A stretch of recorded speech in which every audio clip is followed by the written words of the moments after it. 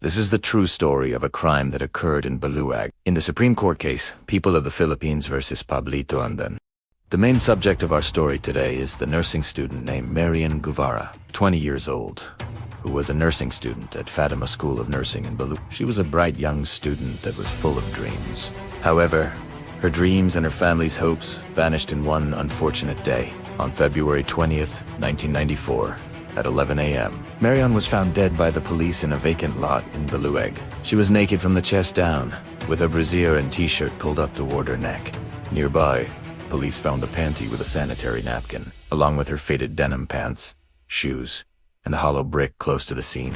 The shocking death grabbed everyone's attention and pushed Mayor Cornelio Trinidad of Baliuag to put together a top-notch team of cops to hunt down the killer. When the police searched Pablito Andan's house nearby, they found some pretty disturbing stuff.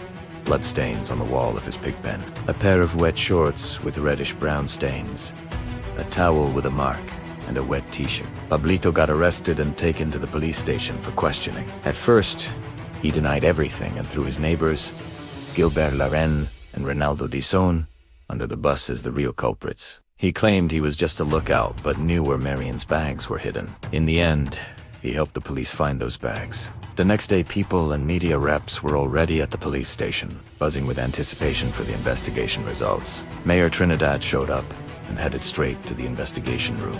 Pablito approached him and asked to chat privately.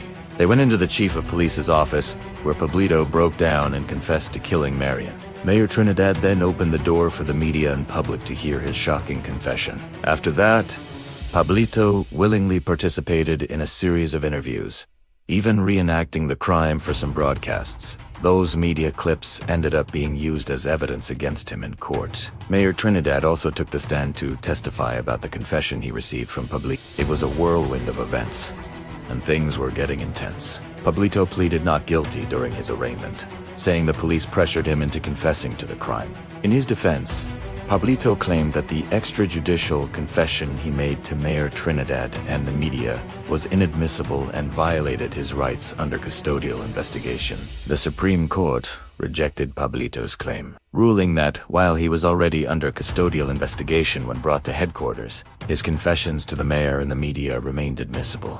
Although a municipal mayor exercises supervision over the police and may be considered a law enforcement officer, Pablito's confession was not the result of interrogation. He voluntarily and spontaneously approached the mayor, who had no prior knowledge of his intent to confess. Since the statement was made to the mayor as a confidant and not as an investigator, it did not violate constitutional safeguards, which only bar compelled disclosures.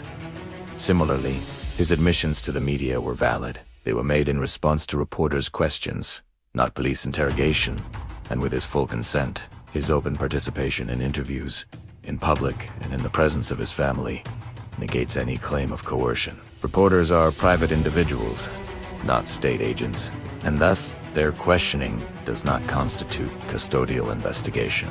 It also shows in the evidence that on the day Marian died, Pablito spotted her walking down the street and invited her over to check on his sick mother. But once she was inside, he did something terrible. Afterward, he left Marian's body in a vacant lot behind his house. As conclusión, the Supreme Court found Pablito guilty of the special complex crime of rape with homicide under Section 11 of Republic Act No. 7659, amending Article 335 of the revised Penal Code. He was sentenced to death, with Tudastas voting instead for reclusing perpetua. In the end, the Supreme Court's ruling in People v. Pablito underscores the gravity of crimes and the firm stance of the law in protecting victims and upholding justice. This case serves as a reminder of the balance between individual rights and society. This demand for accountability.